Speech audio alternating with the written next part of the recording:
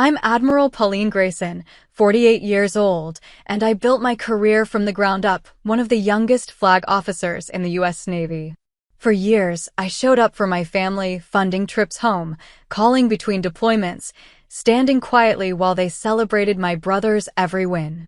But when they mocked me at a SEAL ceremony, laughed that I'd never really served, I made a choice that changed everything. Have you ever been dismissed by the people who should have been proud of you? If so, tell me your story in the comments. You're not alone. Before I get into what happened, let me know where you're tuning in from. And if you've ever had to stand tall when others doubted your worth, hit that like button and subscribe for more true stories about boundaries, respect, and reclaiming your power. What happened next might surprise you. The dining room was quiet except for the sound of silverware on china. I sat at my parents' table, home on leave for the first time in 8 months, and watched my mother serve pot roast like it was a ceremony. She placed the largest portion in front of my brother Ethan, who grinned and thanked her. My father poured wine, filled Ethan's glass to the rim, then splashed barely an inch into mine. "So, Ethan," Dad said, leaning forward with that look he got when he was proud. "How's the training going?" Ethan shrugged, but he was smiling. "Tough. But I'm loving it. Bud/S is no joke." "Of course it isn't," Mom said, beaming. "You're going to be a SEAL. A real hero." I cut into my pot roast. It was dry. "And you, Pauline?" Dad asked, almost as an afterthought. "Still doing the what is it you do again?" "Operations coordination," I said evenly. "Fleet logistics and strategic planning." "Right." He nodded, but his eyes had already drifted back to Ethan. "That's good. Important work, I'm sure." Mom set down her fork. "At least Ethan's serving for real," she said. "Out there in the field, you know? Actually doing something." Ethan looked uncomfortable. "Mom, I'm just saying," she continued, "it's different. Your sister has a nice job, I'm sure, but you're going to be out there saving lives." Dad raised his glass. "Yeah, not just sitting behind a desk somewhere." I didn't correct them. I could have. I could have told them about the Bronze Star I received after coordinating a carrier strike group during a crisis in the South China Sea. I could have mentioned the Navy Distinguished Service Medal sitting in a safe deposit box because I couldn't bring it home without explaining classified operations. I could have said that my desk job involved decisions that affected thousands of sailors and millions of dollars in assets. Instead, I took a sip of wine and said nothing. This was how it had always been. Ethan was the golden child, charming, athletic, the one who made everything look easy. I was the quiet one, the one who studied too much, the one who didn't quite fit into the family narrative my parents had written. When I got into the Naval Academy, Mom said, "That's nice, honey." When Ethan made varsity football, they drove 6 hours to watch him ride the bench. When I was commissioned as an ensign, they sent a card. When Ethan got his first girlfriend, they threw a barbecue. The pattern was old and familiar, worn smooth by repetition. "How long are you home for?" Ethan asked. 3 days, I said. "Then back to Pearl." "Hawaii," Dad said, shaking his head. "Must be nice." "It's work," I replied. "Sure, but it's not like you're in a combat zone or anything." He gestured at Ethan with his fork. "Not like what this one's going to be doing." Ethan shifted in his seat. "Pauline's job is important too, Dad." "Of course it is," Mom said quickly. "We're proud of both of you. It's just, well, what Ethan's doing is more visible, isn't it? More direct." I finished my pot roast and declined seconds. After dinner, I helped Mom with the dishes while Ethan and Dad watched a game in the living room. The sound of their laughter drifted into the kitchen, easy and unforced. "You know we love you," Mom said, handing me a plate to dry. "I know. It's just that Ethan's doing something so extraordinary." "You understand." I dried the plate carefully, set it in the cupboard. "I understand." What I understood was this. My parents had decided long ago who I was and what I was worth. Nothing I did would change that narrative. Not my rank, not my service record, not the years I'd spent commanding sailors and making decisions that kept them alive. To them, I would always be the daughter who didn't quite measure up to their son. I went to bed early that night, in my childhood room with its faded wallpaper and participation trophies from sports I'd never been good at. Through the wall, I could hear Ethan on the phone with his girlfriend, his voice warm and relaxed. I lay in the dark and thought about my command staff back in Hawaii, the men and women who respected my judgment, who trusted me with their lives and careers. I thought about Commander Sandra Cruz, my executive officer, who'd told me last week that I was the best CO she'd ever served under. Then I thought about my mother saying, "At least Ethan's serving for real." The ceiling had a water stain in the corner that looked like a bird. I'd spent a lot of nights in this room staring at that stain, wondering what was wrong with me, why I couldn't make my parents see me the way they saw Ethan. I didn't wonder anymore. I knew the answer. Nothing was wrong with me. The problem wasn't mine to solve. But knowing that didn't make it hurt less. The next morning, over breakfast, Dad mentioned that Ethan's seal ceremony was coming up in a few months. "You should come," Ethan said. "If you can get leave." "I'll try," I said. "It would mean a lot," he added, and I could tell he meant it. Ethan wasn't the problem. He never had been. He didn't ask to be the favorite, didn't encourage our parents' blindness. If anything, he seemed embarrassed by it sometimes, though not enough to challenge it directly.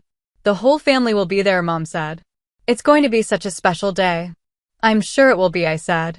Dad looked at me over his newspaper. "You could wear your uniform. Dress it up a bit." I could, I agreed. What I didn't say, I would be wearing my uniform. My service dress blues, with the ribbons and insignia that told the story my parents had never bothered to read. The uniform of a Rear Admiral or half, 07, one of the youngest flag officers in the Navy. But they wouldn't see it. They never did. I finished my coffee and excused myself. I had a video conference with my staff in 2 hours, and I needed to find somewhere quiet with decent internet. As I set up my laptop in the spare bedroom, I heard my parents in the kitchen, their voices carrying. "She seems tired," Mom said. "Desk work will do that," Dad replied. I opened my laptop and logged into the secure network. My screen filled with the faces of my command staff, serious, professional, waiting for my direction. "Good morning, Admiral," Commander Cruz said. "Good morning," I replied. "Let's get started." For the next 90 minutes, I was in my element. We discussed fleet readiness, personnel deployments, equipment maintenance schedules. I made decisions, gave orders, solved problems. My staff listened, took notes, asked smart questions. When we finished, Cruz said, "Thank you, ma'am. Enjoy the rest of your leave." "Thank you, Commander." I closed the laptop and sat in the silence of the spare bedroom. Downstairs, I could hear my parents laughing with Ethan about something. I'd spent my entire career proving myself to people who took me seriously. Chiefs and captains, admirals and enlisted sailors, they saw my competence, respected my authority, trusted my leadership. But I'd never stopped trying to prove myself to the 2 people who refused to look. 3 days later, I flew back to Hawaii. My parents drove me to the airport. In the rearview mirror, I watched my father's eyes as he talked about Ethan's training, Mom nodding along. At the curb, they hugged me goodbye. "We'll see you at Ethan's ceremony," Mom said. "I'll be there," I promised. I would be. Not as their daughter, not as Ethan's sister, but as myself. As Admiral Pauline Grayson. And this time, they would finally see me. The ceremony was held at Naval Amphibious Base Coronado on a bright September morning. I arrived in my service dress blues, the gold stripe on my sleeve catching sunlight, but nobody was looking at me. The parking lot was full of families clutching programs and cameras, all here to watch young men become SEALs. I found my parents near the front of the crowd. Mom wore a navy dress and had brought 2 bouquets. Dad had on his best suit, the one he saved for weddings and funerals. They were beaming, locked in conversation with another couple, probably another SEAL's parents. "Pauline," Mom said when she saw me. She kissed my cheek, distracted. "You made it. Good. We saved you a seat." The seat was on the end of the row, with a good view of nothing. "This is so exciting," Mom continued, gripping my arm. "Our son, a Navy SEAL. Can you imagine?" "It's quite an achievement," I said. Dad barely looked at me. His eyes were scanning the crowd for Ethan, who was somewhere with his class, preparing for the ceremony. We took our seats. The chairs were arranged in rows facing a platform where the trident pins would be presented. Behind the platform, The ocean stretched out blue and endless, the same ocean I'd spent my career defending. This, Mom said to the woman next to her, gesturing broadly, is what real service looks like. My son's a warrior. I folded my hands in my lap and watched the platform. At exactly 1000 hours, the ceremony began. The SEAL candidates marched in formation, crisp and disciplined, their faces hard with pride and exhaustion. Ethan was in the third row, his eyes forward, his bearing perfect. The base commander spoke first, talking about sacrifice and brotherhood, about the standards and selection process that made SEALs the elite. Then he introduced Lieutenant General Robert Miller, who'd come from SOCOM to present the awards. Miller took the platform. He was in his mid-50s, ramrod straight, with close-cropped gray hair and ribbons covering half his chest. He spoke about the importance of special operations, about the men who volunteered to do the hardest jobs in the hardest conditions. I'd met Miller twice before. Once at a joint operations brief in Tampa, and once at a reception following a change of command. Both times, he'd been professional and sharp, the kind of officer who didn't waste words. His speech was good, measured, respectful, inspiring in the way military speeches should be. He was talking about the global reach of naval special warfare when his eyes swept the crowd and landed on me. He stopped mid-sentence. For a moment, he just stared. Then he glanced down at his notes, back up at me, and his expression shifted into something like surprise. The crowd began to murmur. People noticed the pause, noticed him looking. Miller stepped away from the microphone, said something to the base commander beside him, then walked down from the platform. He walked straight toward me. The murmuring grew louder. My parents looked confused. Dad leaned over. "What's going on?" I didn't answer. I stood, because that's what you do when a 3-star general is walking toward you with purpose. Miller stopped 3 feet away and saluted. "Admiral Grayson," he said clearly, his voice carrying. "It's an honor to have you here, ma'am." The crowd went silent. I returned the salute. "General." Around me, people were standing. The officers in the crowd came to attention. I saw Ethan in formation, his eyes wide, his hand snapping up in salute. The other SEAL candidates followed, the entire formation saluting toward me. My parents sat frozen, their faces blank with shock. Miller held my eyes for a moment, nodded once, then returned to the platform. "Ladies and gentlemen," he said into the microphone, "we have the distinct honor of having Rear Admiral Pauline Grayson in attendance today. Admiral Grayson commands the Pacific Fleet's Logistics and Operations Group and has served with extraordinary distinction for over 25 years. Her presence here honors these men and this ceremony." The crowd applauded. It wasn't polite applause. It was sustained, genuine, the kind of recognition that comes from people who understand what rank means, what it costs. I remained standing until Miller gestured for everyone to sit. Then I lowered myself back into my chair, my posture unchanged, my expression neutral. Next to me, my mother's mouth was open. On my other side, my father stared at me like I was a stranger. I kept my eyes forward. The ceremony continued. The SEAL pins were presented, each candidate stepping forward to receive their trident. When Ethan's name was called, he walked to the platform with precision, shook Miller's hand, received his pin. Mom cried. Dad's hands shook as he held his camera. I watched my brother become a SEAL and felt genuinely proud of him. His achievement was real. He'd earned this. But the looks on my parents' faces, the shock, the confusion, the dawning realization, that was for me. After the ceremony, families flooded toward their sailors. My parents moved toward Ethan, but slowly, their steps uncertain. I stayed back, letting them have their moment. Commander Cruz appeared at my elbow. She was in town for a logistics conference and had come to the ceremony as a courtesy. "Nice entrance, Admiral," she said quietly. "I didn't plan it." "I know. That's what makes it perfect." She drifted away as my parents approached. Ethan was with them, his new trident pinned to his chest, his expression somewhere between pride and concern. "Pauline," Dad said. His voice cracked. You're an admiral?" "Yes." "Why didn't you tell us?" Mom asked. Her eyes were red. "I did," I said calmly. Several times. You didn't ask for details. Ethan looked at me, then at our parents. I told you she was high-ranking. I said she was important. You said she worked in logistics, Dad said weakly. I command logistics operations for the entire Pacific Fleet, I said. It's a flag officer billet. Mom reached for my arm, but I stepped back slightly, not rudely, just enough. You've been an admiral this whole time? For 3 years. Before that, I was a captain for 6 years. Before that, commander. You were at my promotion ceremony when I made lieutenant commander. You left early.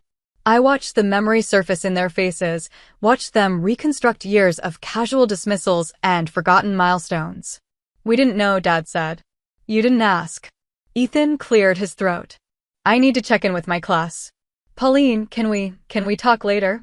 Of course. Congratulations, Ethan. You earned this. He nodded, squeezed my shoulder, and left. Around us, families were taking photos, laughing, celebrating. My parents stood in the middle of it all, looking lost. We're sorry, Mom said finally. I know. We should have, yes, I interrupted gently. You should have. Dad tried again. We're proud of you. We are. We just didn't know what I did, I finished. Didn't think it mattered. Didn't see it as real service. They flinched. I didn't soften my tone, but I didn't harden it either. I just stated facts, the way I would in a briefing. I have to leave soon, I said. I have a transport back to Pearl at 1400 hours. Already? Mom asked. I took leave to be here. Now I need to get back to work. Can we see you off? Dad asked. That's not necessary. I started to walk away, then paused and turned back. For what it's worth, Ethan's achievement today is real. Be proud of him. He deserves it. Then I left them standing there, two people who'd just discovered they'd been blind for 30 years. I walked across the base toward the flight line, my shoes crisp on the pavement, my uniform immaculate in the California sun. Behind me, I heard my mother crying. I didn't look back. I grew up invisible. Not neglected, not abused, just unseen in the specific way that happens when a family has already decided who matters most. Ethan was 3 years younger than me, born after our parents had spent my early childhood hoping for a son. When he finally arrived, their world reoriented around him like planets around the sun. I was 7 when he was born. I remember holding him in the hospital, this tiny red-faced thing, and feeling something shift in the room. The way Mom looked at him was different from how she'd ever looked at me. Softer. More complete. Dad had wanted a son to play catch with, to teach about cars and sports, to carry on the family name in the way that mattered to him. I'd tried to be that kid. I played Little League, earned badges in Girl Scouts, brought home straight A's. None of it was enough, because none of it was what he'd wanted. When Ethan got old enough to throw a ball, Dad spent every weekend in the yard with him. When I asked to join, he'd say, "This is brother time, Pauline. Maybe later." Later never came. I learned early to stop asking for attention and started working for achievement instead. If I couldn't be their favorite, I'd be their best. I studied harder, performed better, won more awards. My bedroom shelf filled with academic trophies and certificates of excellence. Mom would glance at them and say, "That's nice, honey," then go downstairs to watch Ethan's soccer practice. High school was more of the same. I was valedictorian. Ethan was homecoming king. Guess which one got the bigger party? I applied to the Naval Academy because I wanted structure, discipline, something that measured worth objectively. The academy didn't care that I was quiet or studious or not as charismatic as my brother. It cared about performance, about meeting standards, about excellence you could quantify. I thrived there. Plebe year nearly broke me, it breaks everyone, but I came out stronger. I made it through on discipline and stubbornness, the same qualities that had gotten me through childhood. By graduation, I was ranked in the top 10% of my class. Mom and Dad came to my commissioning. They sat in the crowd at Navy Marine Corps Memorial Stadium and watched me receive my ensign bars. Afterward, Dad shook my hand and said, "We're proud of you." Then he checked his watch and said they needed to get back for Ethan's baseball tournament. I was 22. Ensign Pauline Grayson, United States Navy. And I was still invisible to them. My first assignment was aboard a destroyer as a division officer. I learned how to lead sailors, how to stand watch, how to make decisions when lives and equipment depended on getting it right. I was good at it. My fitness reports reflected that. I made lieutenant junior grade on time, then full lieutenant ahead of schedule. When I called home to tell them about my promotion to lieutenant, Mom said, "That's wonderful, honey. Did you hear Ethan got into state? Full scholarship for football." I served at sea, then ashore, then at sea again. I did a tour with the Pacific Fleet staff, another on a cruiser, a stint at the Naval Postgraduate School. I made lieutenant commander at 31, younger than average, and took command of a logistics support unit in Japan. I called to tell them. Dad said, "Commander, huh? Is that good?" "It's the rank before captain," I explained. "Oh, well, good for you." Ethan just proposed to his girlfriend. We're planning a wedding. I flew home for the wedding. I wore my service dress. Nobody asked about my uniform. Nobody asked about my job. At the reception, I sat at a back table with distant cousins while my parents gave speeches about Ethan and his beautiful bride and their bright future. I left before the cake was cut. At 37, I made captain. 06. It came with command of a logistics squadron and responsibilities spanning multiple bases. I managed hundreds of personnel, millions of dollars in equipment, operations that kept the fleet running. I sent my parents a photo of my promotion ceremony. Mom texted back, "So proud. Ethan's wife is pregnant." That was the year I stopped trying. Not consciously, I didn't make a decision or have an epiphany. I just stopped expecting anything different. Stopped hoping they'd ask about my work. Stopped imagining conversations where they saw me as more than an afterthought to Ethan's accomplishments. I focused on my career instead. I was good at my job, maybe great. My superiors noticed. My fitness reports used words like exceptional and promote ahead of peers. I received a Bronze Star for my role coordinating support during a carrier strike group's deployment to the Persian Gulf. The citation was classified, so I couldn't explain what I'd done, but it involved 72 hours without sleep and decisions that prevented a logistics disaster during critical operations. I put the medal in a safe deposit box. There was no point bringing it home. At 43, I deployed to the South China Sea during a period of heightened tensions. Our carrier group was positioned as a deterrent, and my job was making sure we could sustain operations indefinitely if necessary. It meant coordinating with multiple countries, managing supply chains across thousands of miles, solving problems in real time with incomplete information. We pulled it off. The crisis de-escalated, the carrier group maintained readiness throughout, and I received a Navy Distinguished Service Medal. The admiral who pinned it on said I'd performed at a flag officer level while still wearing captain's eagles. The promotion board agreed. At 45, I was selected for Rear Admiral lower half. 07. Flag rank. The ceremony was held in Pearl Harbor. Commander Cruz read the orders. A 2-star admiral administered the oath. My new shoulder boards gleamed gold on blue. I called my parents that evening. "That's wonderful, honey," Mom said. "We're so happy for you." Listen, Ethan got orders to train for SEAL selection. Can you believe it? I could believe it. Ethan had joined the Navy 2 years earlier, following in my footsteps in the way that people noticed and celebrated. He was strong, athletic, charismatic, everything BUD/S looked for. "Tell him congratulations," I said. "We will." He's so excited. This is such a big deal. It is, I agreed. Your father wants to know, is Admiral higher than Captain? I closed my eyes. Yes, Mom. Admiral is higher than Captain. Oh, how nice.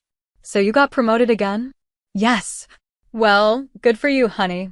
We're very proud. Now, about Ethan, I let her talk. She told me about his training, his determination, his dreams of becoming a SEAL. She told me how worried she was, how dangerous it would be, how proud they were that he was pushing himself. I listened and said nothing about my own deployments, my own dangers, my own years of pushing myself past limits they'd never bothered to learn about. When I hung up, I stood on my lanai and looked out at the Pacific. Somewhere out there were ships I helped keep supplied, sailors whose lives depended on logistics chains I managed, operations I'd coordinated that prevented conflicts from escalating. My parents knew none of it. They knew I worked in the Navy. They knew I wore a uniform. Beyond that, I was a vague shape in the background of Ethan's more interesting life. 3 years passed. I served as a flag officer, commanded my group, made decisions that affected thousands of people. I worked 70-hour weeks and spent most holidays at sea or on base. I mentored junior officers, counseled struggling sailors, shaped policies that improved readiness across the fleet. And then came the phone call about Ethan's ceremony. "You'll come, won't you?" Mom asked. "It's so important. My son, a Navy SEAL." "I'll be there," I said. I could have told her then. Could have explained exactly who would be sitting in that audience, what rank I held, what my presence might mean.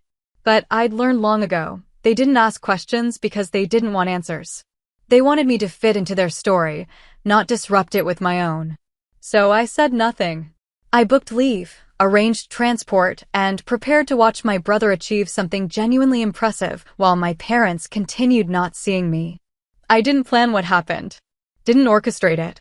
Didn't even hope for it. But when Lieutenant General Miller walked off that platform and saluted me in front of everyone, when my parents' faces went pale with shock, when the truth they'd ignored for decades became impossible to deny, I felt something I hadn't felt in years. Seen. The flight back to Pearl Harbor gave me 6 hours alone with my thoughts. I sat in the jump seat of AC-130, surrounded by cargo and silence, and replayed the ceremony over and over. My mother's face when Miller saluted. My father's hands shaking. The weight of years of dismissal suddenly made visible in one stark moment. I should have felt vindicated. Triumphant, even. Instead, I felt tired. The plane landed at Joint Base Pearl Harbor-Hickam just after 2,200 hours. Commander Cruz met me on the tarmac, even though I'd told her it wasn't necessary. "Admiral," she said, falling into step beside me. "How did it go?" "You were there. You saw." "I saw the ceremony." "I'm asking about after." We walked across the flight line toward base administration. The night air was warm, heavy with the smell of ocean and jet fuel. "They were shocked," I said finally. "Confused." "They apologized." And nothing. I left. Cruz was quiet for a moment. "Permission to speak freely, ma'am?" "Always." That must have been satisfying. I stopped walking and looked at her.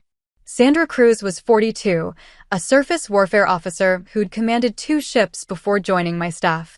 She was competent, direct, and one of the few people I considered a friend. "It wasn't," I said. "It was just sad." She studied my face. "They really didn't know?" "They knew I was Navy. They knew I had rank. Beyond that, I shrugged. They never asked for details. Never wanted to know." "That's on them, ma'am." "I know. But knowing that doesn't make it feel better." We resumed walking. My office was dark when we reached it, my desk clear except for a stack of reports Cruz had left for me to review. The normal weight of command settling back onto my shoulders. "Get some rest, ma'am," Cruz said. "Tomorrow's going to be busy." She was right. Tomorrow was always busy. I went back to my quarters instead of sleeping. I poured a glass of wine I wouldn't drink and sat on the lanai, looking out at the dark water. Somewhere out there was a carrier strike group I'd helped provision. Somewhere was a sailor whose boots I'd made sure arrived on time. Somewhere were operations running smoothly because of decisions I'd made. My phone buzzed. A text from Ethan. "Can we talk?" I stared at the message for a long time before responding. "Tomorrow. 0900 your time." He replied immediately. "Thank you." I set the phone down and closed my eyes. The wine sat untouched on the table. I didn't need it. I was already numb enough. At 0530, I was up, dressed, and running my usual route along the base perimeter. 6 miles at a pace that cleared my head and reminded my body it still worked. By 0700, I was showered, in uniform, and at my desk reviewing operational reports. Commander Cruz arrived at 0730 with coffee and an expression that meant we had problems. "Submarine tender in Guam has a parts shortage," she said. "Critical systems. They're projecting 72 hours before they can get back to full capability." "What do they need?" "Pump assemblies. 3 of them." We've got 2 in inventory here, but the third, check with the contractors in San Diego. If they've got 1 manufactured, authorize expedited shipping. Already did. It'll be there by tomorrow evening. Good. What else? We spent the next hour going through logistics issues, personnel problems, and readiness reports. This was my world, concrete problems with measurable solutions, people who respected my judgment, work that mattered in ways I could see and prove. At 0900, I called Ethan.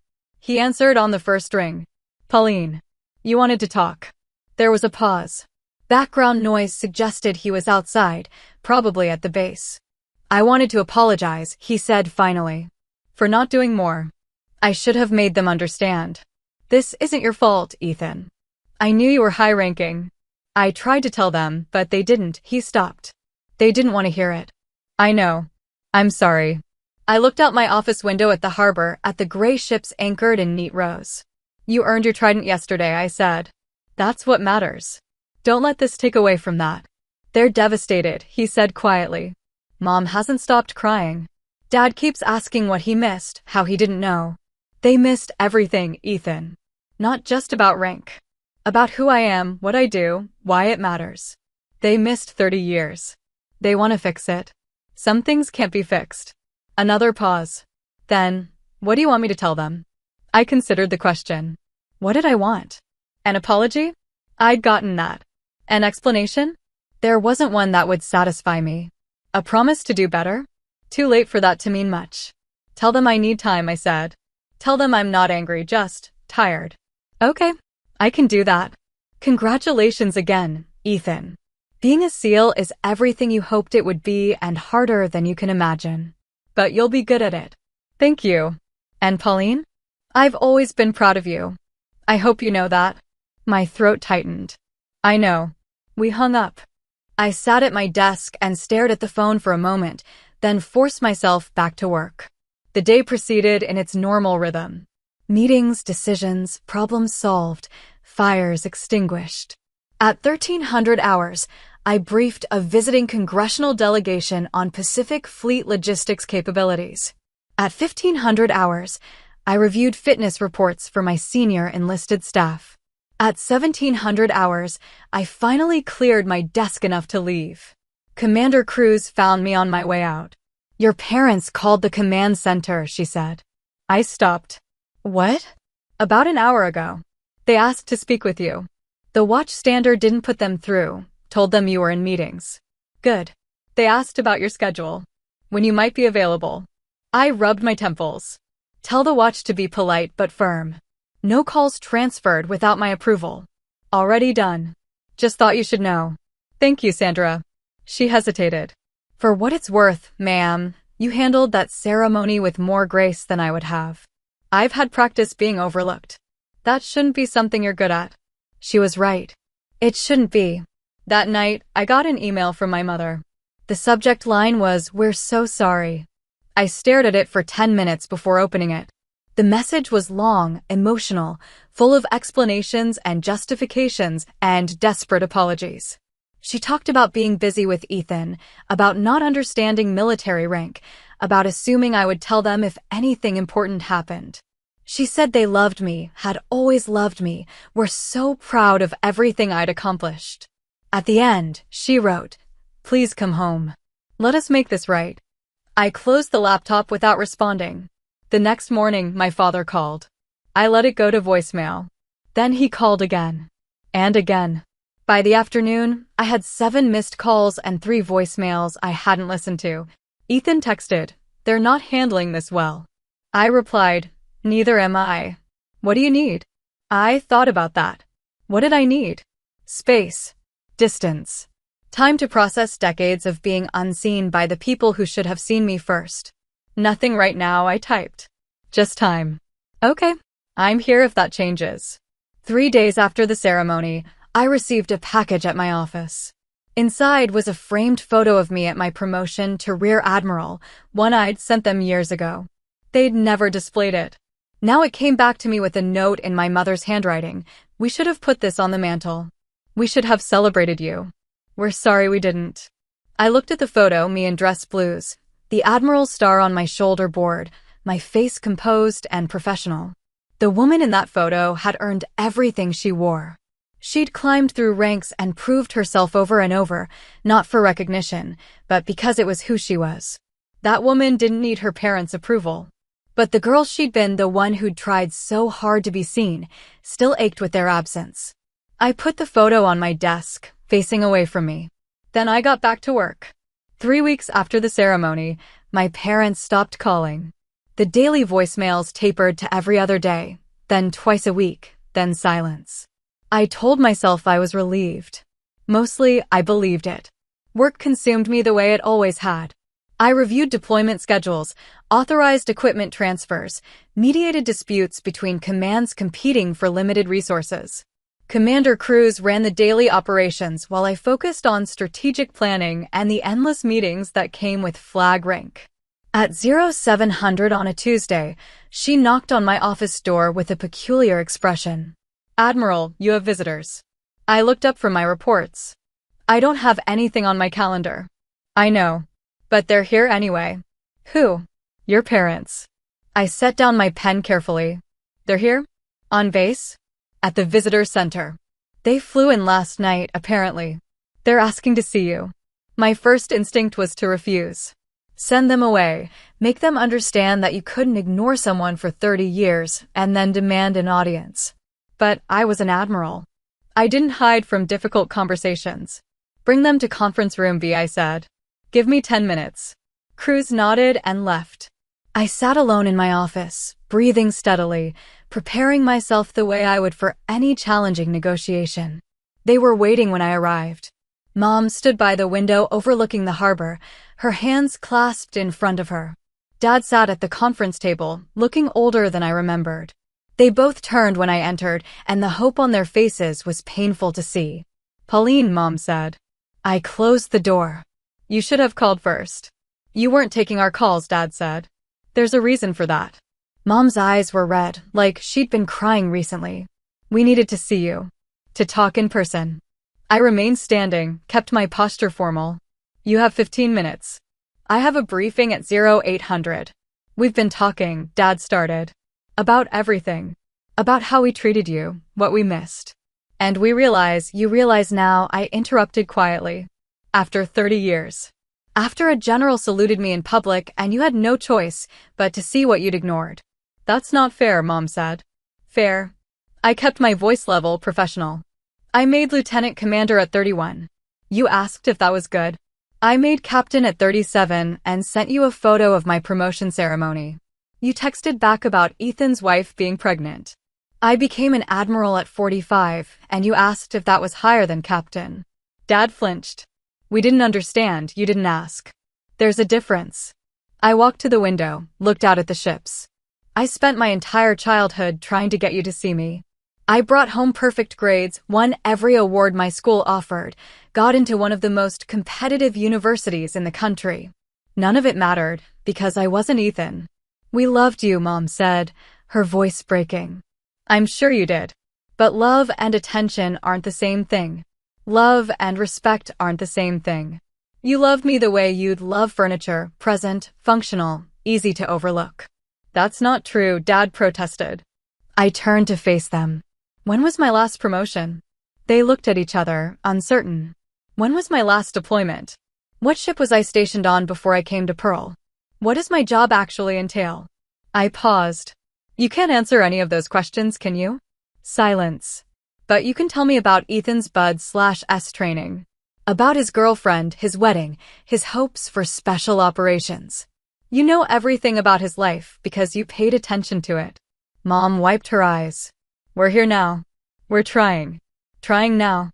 After it became public. After you were embarrassed." "That's not why," Dad started. "Isn't it? If General Miller hadn't recognized me, if that ceremony had gone the way you expected, would you be here? Would you have flown to Hawaii, demanding my time, insisting we fix this?" They didn't answer, which was answer enough. I checked my watch. "You have 5 minutes left. What do you want from us?" Mom asked desperately. "Tell us what to do. Tell us how to make this right.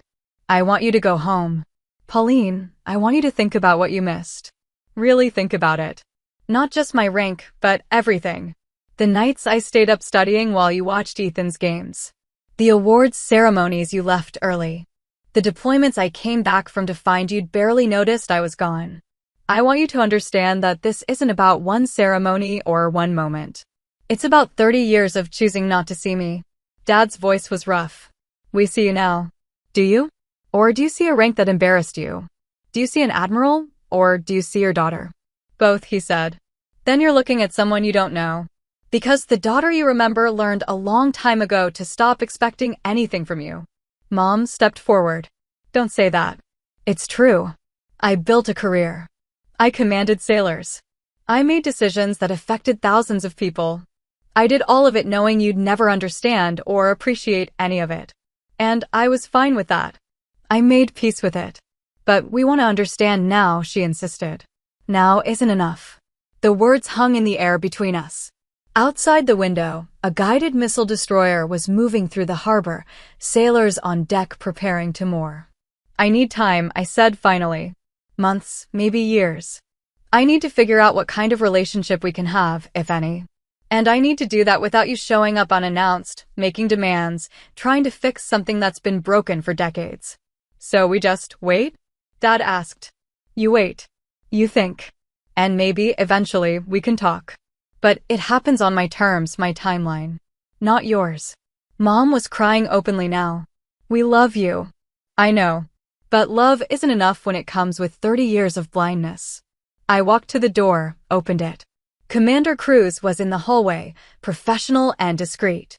Commander, please escort my parents to the visitor center and arrange their transportation off base. Yes, ma'am. I looked at my parents one last time.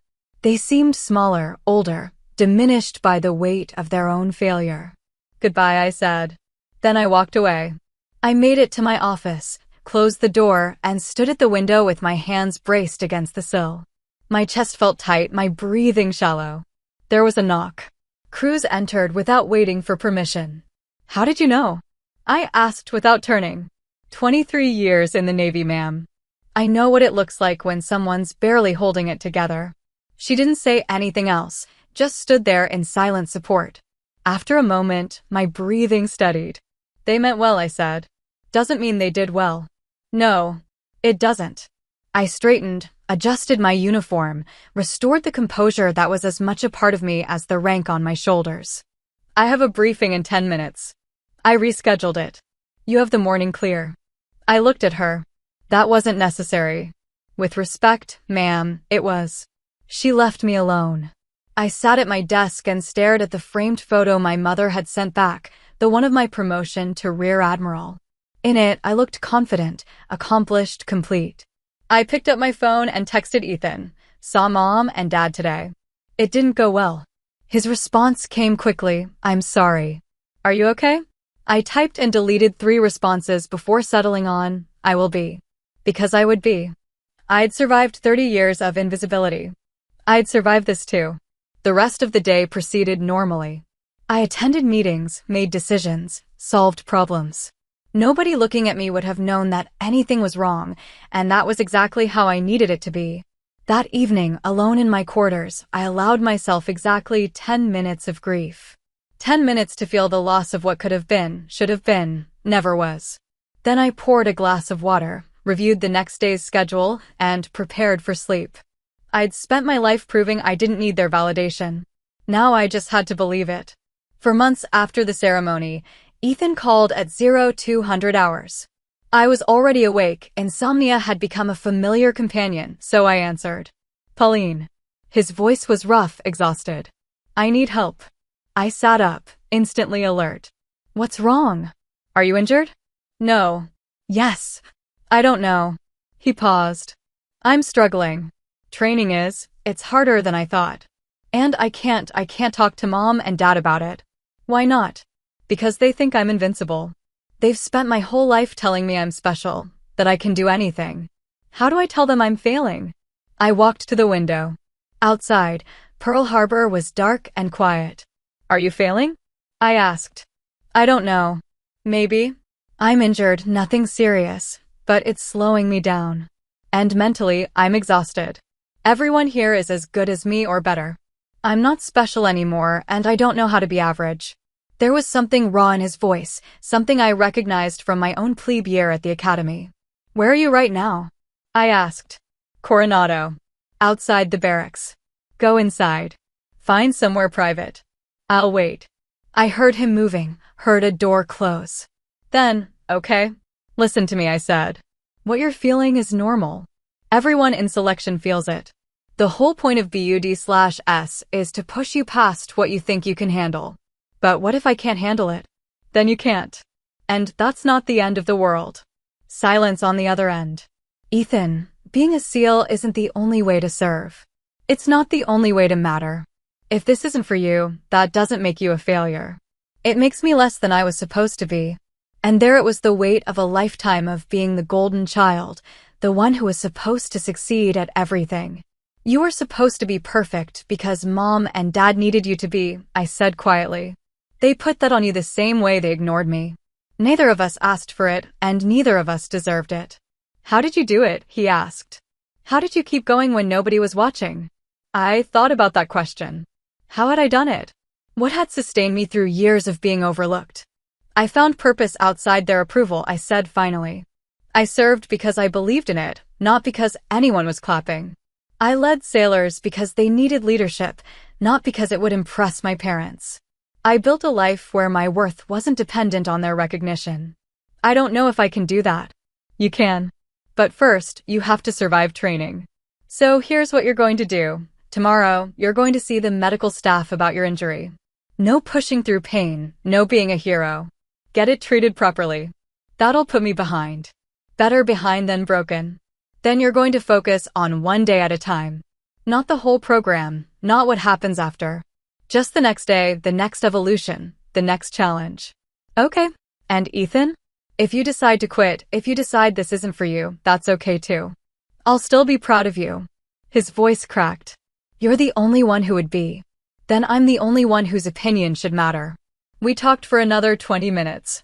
I gave him practical advice. How to manage injuries, how to deal with instructors, how to stay mentally strong when your body is failing. Advice earned through my own years of pushing past limits. When we hung up, I lay back down but didn't sleep.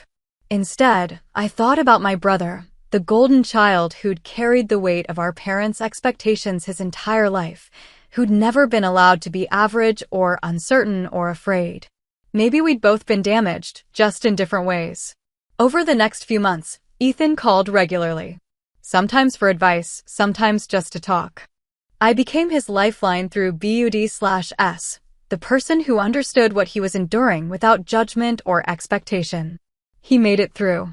Barely, and with more struggle than he'd ever admit to our parents, but he made it. I'm going to be a SEAL, he said when he called with the news. I know. I never doubted it. I did. A lot. That's what makes it real, Ethan. Anyone who goes through that program and doesn't doubt themselves is either lying or not human. He was quiet for a moment.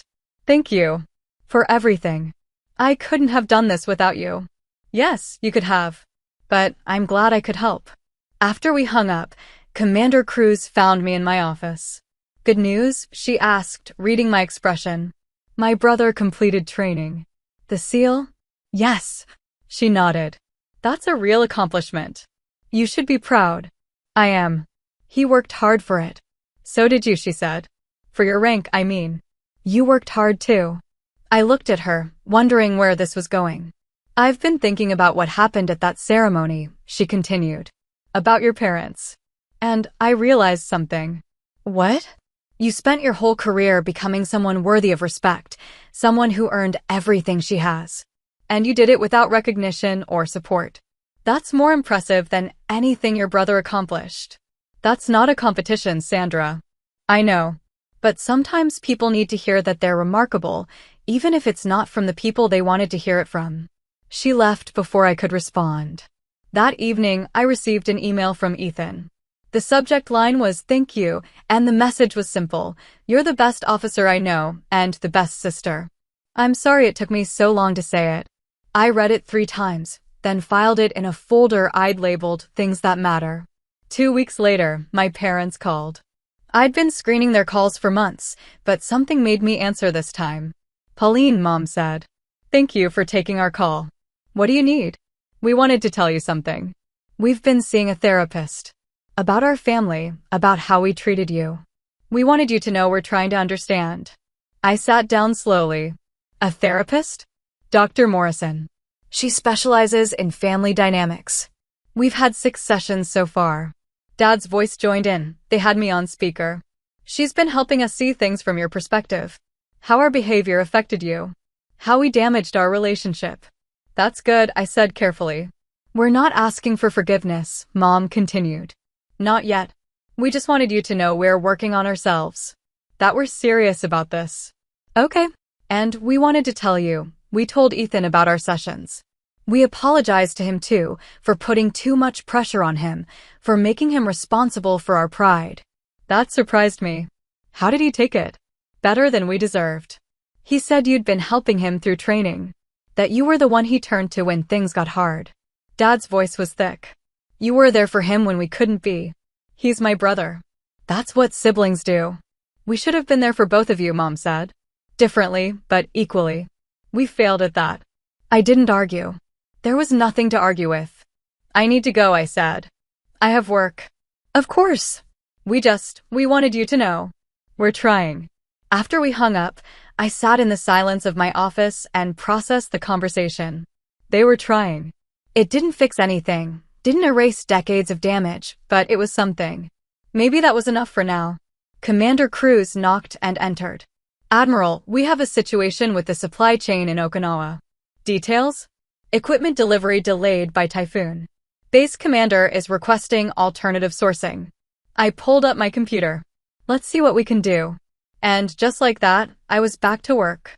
Back to the place where I was competent, respected, valued. Back to the world that made sense. But in a small corner of my mind, something had shifted. My parents were trying. Ethan saw me. And maybe, there was a path forward that didn't require me to choose between my career and my family. It would take time. Years, probably. But I'd spent my whole life being patient. I could be patient a little longer. 7 months after the ceremony, my parents asked if they could visit again. This time, they called first. This time, I said yes. They arrived on a Saturday afternoon, during my rare weekend off. I met them at a restaurant in Honolulu, neutral territory where neither of us had the advantage. Mom looked thinner. Dad's hair had gone completely gray. They both seemed nervous, uncertain how to begin. Thank you for meeting us, Mom said. I nodded. You said you've been working with a therapist. 6 months now, Dad confirmed. Twice a month. Dr. Morrison has been enlightening. How so? Mom folded her hands on the table. She helped us understand that we weren't just neglecting you. We were actively choosing not to see you. There's a difference. I know there is. We were so focused on Ethan, Dad continued, on making sure he succeeded, that we convinced ourselves you didn't need us. You were smart, capable, independent. We told ourselves you were fine. I was fine, I said. But I shouldn't have had to be. No, Mom agreed. You shouldn't have.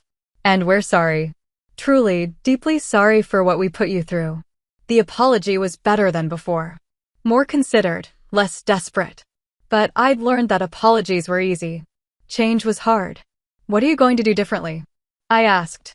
They looked at each other, and I saw something I hadn't seen before, real uncertainty, real recognition of failure. We want to know you, Dad said. Not who we thought you were, but who you actually are. What your life is like, what your work means, what matters to you. That's going to take time. We know. We're prepared for that. Mom pulled out a small notebook. I've been learning about Navy rank structure. About what a rear admiral does, what your responsibilities are. I don't understand all of it yet, but I'm trying. I looked at the notebook. It was filled with her handwriting, notes, questions, diagrams of rank hierarchy. Dad's been reading about Pacific Fleet operations, she continued. About logistics and supply chains. He didn't know that's what you do, that you keep the entire fleet running. It's impressive, Dad added. What you've built. The scope of your command. When I think about what you manage every day, he shook his head. I'm amazed. And ashamed that I didn't know. The waiter came, took our orders, left. We sat in silence for a moment. Ethan talks about you differently now, Mom said. He told us you helped him through BUD/S. That he wouldn't have made it without you. He would have. He's tougher than he thinks. He said you told him it's okay to fail. That it's okay to be average. I smiled slightly. He needed to hear that. We never told him that, Dad said quietly. We put too much pressure on him. Made him feel like he had to be perfect. You put pressure on both of us. Just different kinds. Mom nodded. Dr. Morrison said we set Ethan up to feel like he always had to succeed, and we set you up to feel like nothing you did mattered. We damaged both of you. Yes, I said simply. You did.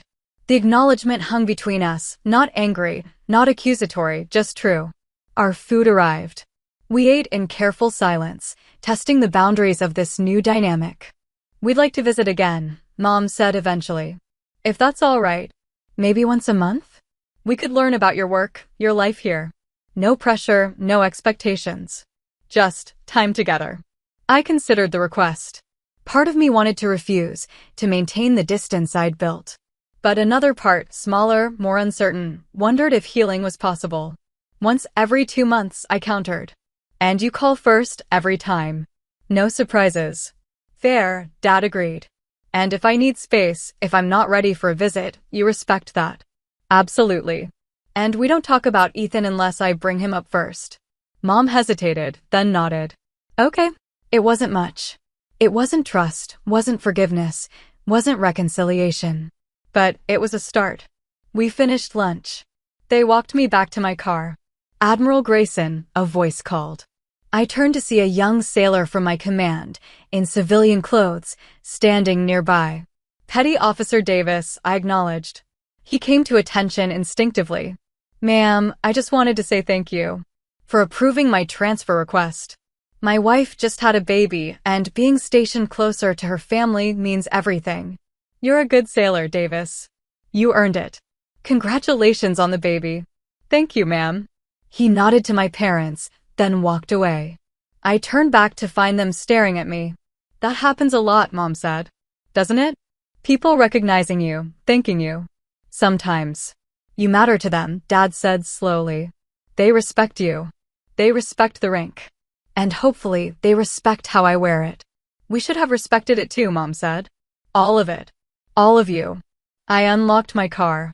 I'll call you in 2 months. We can set up another visit. Thank you, Dad said, for giving us a chance. I nodded and drove away.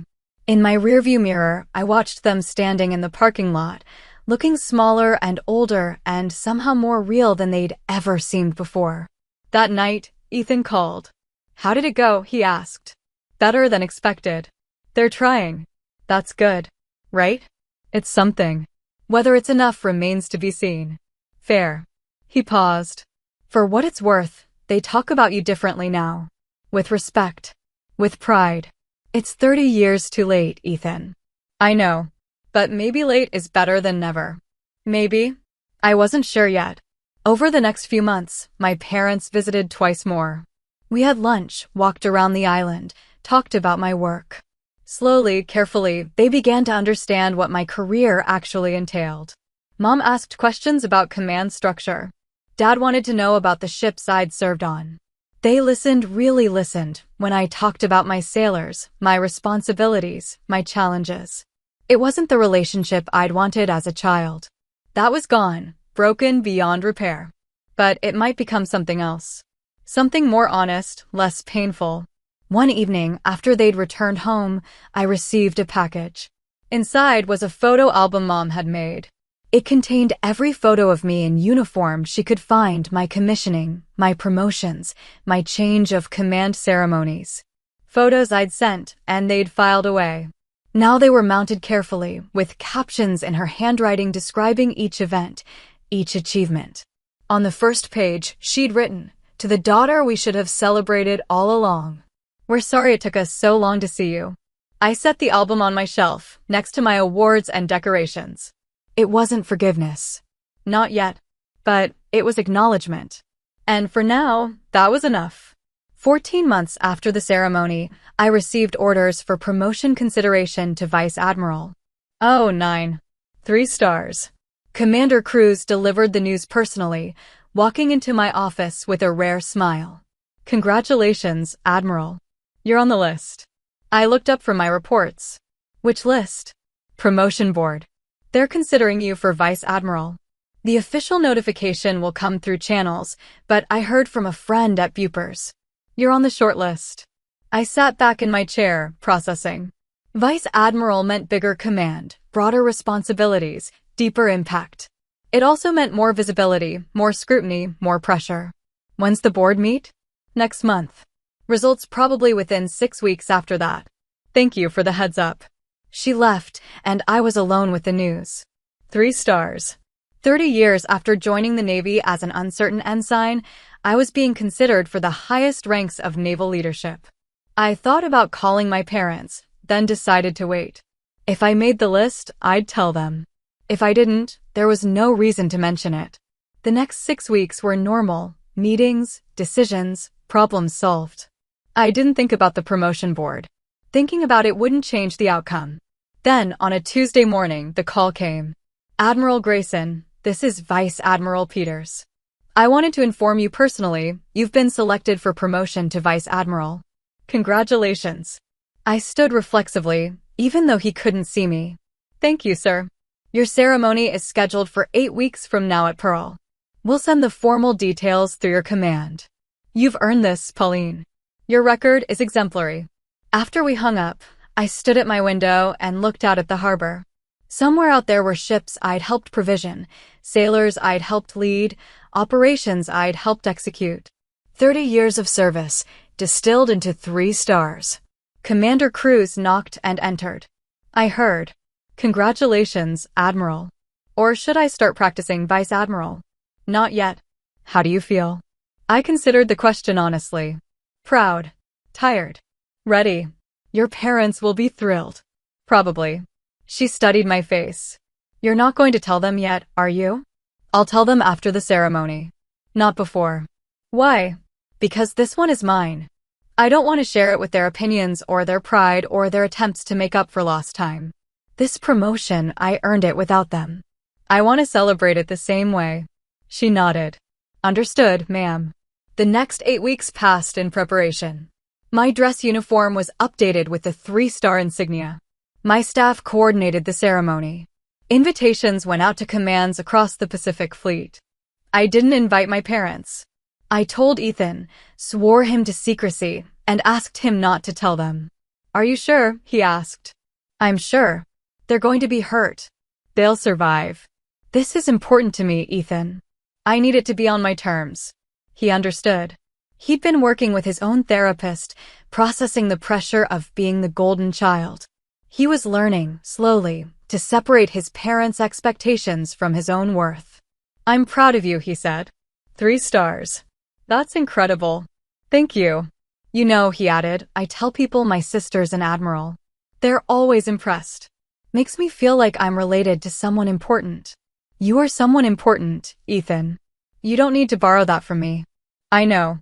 But it's still cool.